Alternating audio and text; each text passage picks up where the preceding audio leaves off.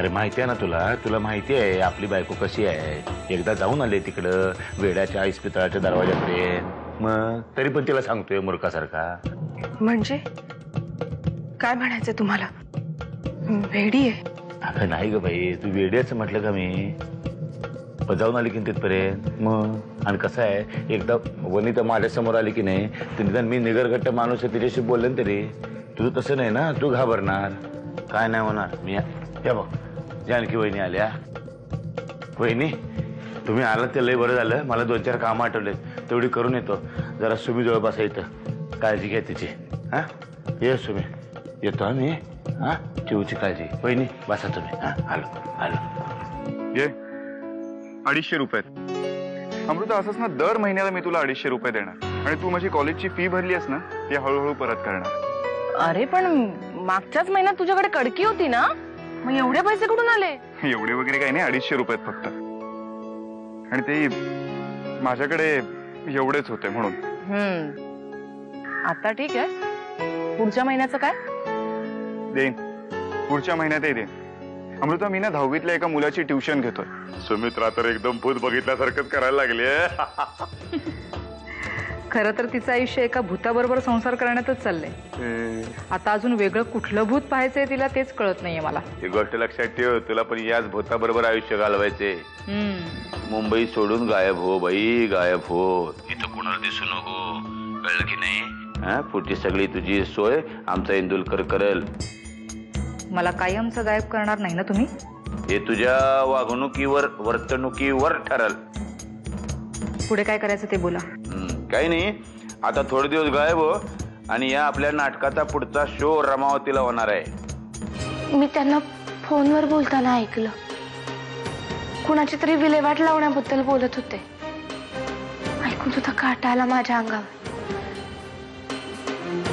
जानकी, तू जे काही सांगितलं त्यात मला काहीच विशेष वाटत नाहीये. म्हणजे अगं कुणाची तरी विल्हेवाट म्हणजे? हे बघ जानकी, यांना जे काही करावं लागलंय ना ते तुझ्या आणि तुझ्या नवऱ्यामुळेच.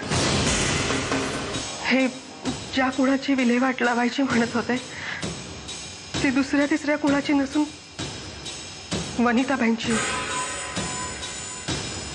वनिताबाईंची म्हणजे? वनिताबाईंचा खून झालाय. बरेच दिवस आजारी होते रे मी. तुझ्या अभ्यासाचं काय बाबा, करतोयस ना नीट?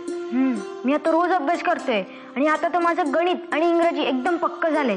खरंच? हो. आपण तुझी गणिते कुठपर्यंत झाली ते बघूया. हा चल. काय ग, कुठे निघालीस? ते मी अमृताला पाहायला चालले होते. अच्छा, अमृताकडे काम आहे का काही? काम नाही, असंच. तुमचं काही काम आहे का?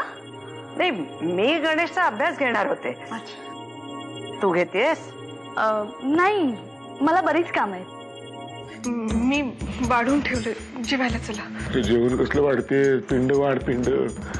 सुमी तुला सांगतो, आता मी मरणार आणि मी जर मेलो की नाही तर माझ्या पिंडाला कावळा शिवायची वाट बघू नको. जो कुठला दिसेल तो पक्षी घेत तोच मार आणि मोकळी हो. हा सोडून जाऊ नका मला. अरे वा, मस्त झाली आहे खीर. पण थोडी साखर चालली असते. हो का? पांडू, का सारखा सारखा त्याला त्रास देतेस? मी आणू का? मी आणते.